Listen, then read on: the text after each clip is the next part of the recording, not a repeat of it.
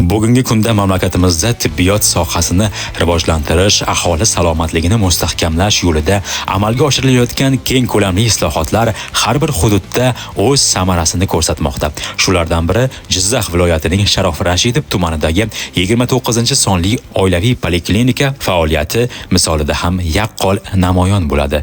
Mazkur tibbiyot muassasasi 2018-yilda yangidan barpo etilgan zamonaviy binoda ish boshladi. Ilgarigi qariyb yarim asrlik eski inshoot o'rnida barpo etilgan bu yangi poliklinika hozirgi kunda tumandagi 24645 nafar aholiga sifatli tibbiy xizmat ko'rsatmoqda. Ushbu dargohda 45 yillik mehnat stajiga ega sog'liqni saqlash a'lochisi, ko'krak nishoni sohibi Muyassar Adilova rahbarlik qilmoqda. Uning rahbarligida shakllangan samarali ish tizimi va jamoaviy muhit poliklinikani faol va namunaviy tibbiyot maskaniga aylantirgan.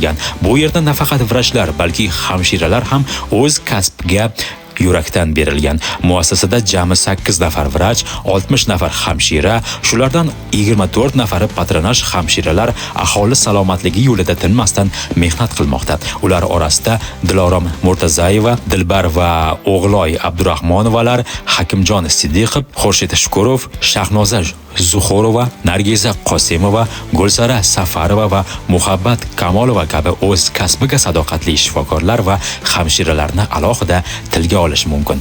Poliklinikaga bir bor kirgan har bir bemor o'ziga bo'lgan e'tibor, tibbiy xizmatning samarasi va jamoa mehridan mamnun bo'ladi. Bu yerda har bir bola va ona, har bir qariya va yosh inson salomatligi eng oliy qadriyat hisoblanadi. Muassasa tomonidan qamrab olingan aholi tarkibi ham bundan dalolat beradi. 1 yoshgacha bo'lgan 665 nafar chaqaloq, 9000 nafardan ortiq o'smirlar, 8600 nafarga yaqin yoshlar, 7000 nafardan ziyod katta yoshlilar doimiy nazoratda. Shuningdek 250 nafar homilador va 66 nafar bolalikdan nogironligi bor bemor hamda 280 nafar katta yoshli nogironlarga ham muntazam tibbiy xizmat ko'rsatiladi. Bu jamoa kun-tun aholi orasida. Yaqinda prezidentimizning 7-may kuni tibbiyot bo'yicha o'tkazilgan selektorlarida va hozir tibbiyot poliklinikalarini raqamlashtirish tizimi, elektron tizimga o'tish 384 hamda 70-buyruq asosida aytib o'tildi va 90 kunlik tibbiyotda favqulodda holat e'lon qilindi. Biz 29-oyli poliklinikamiz ham mana shu tizim bo'yicha ish boshladik. Kartalarni mana bizga oson bo'lgani ambulator kartalar yig'ishtirildi. Undan tashqari mana bizdagi vrachlarimizga ham ish ancha osonlashdi. Yana buning ichida shunday ta'kidladilarki, faqatgina bu raqamlashtirish emas, toza qullar degan ona bola xonalarini tashkil qilish, biz ularni imkon darajasida o'zimizda tadbiq qildik va bundan keyin ham mana shunday yutuqlarga erishish uchun astoydil xizmat qilamiz degan umiddaman.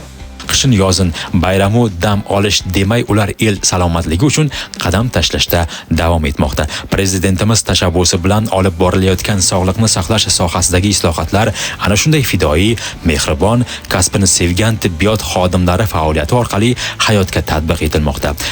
Biz sizga qisqacha tanishtirgan mazkur 29-sonli oilaviy poliklinika jamoasi bu sog'lom avlod uchun mehnat qilayotgan zamonaviy tibbiyot yutuqlarini amaliyotga tatbiq etayotgan, yurakda yurt dardini, ko'ngilda esa inson salomatligi mas'uliyatini olib yurayotgan haqiqiy kasb fidoyilaridir desak, yanglishmagan bo'lamiz.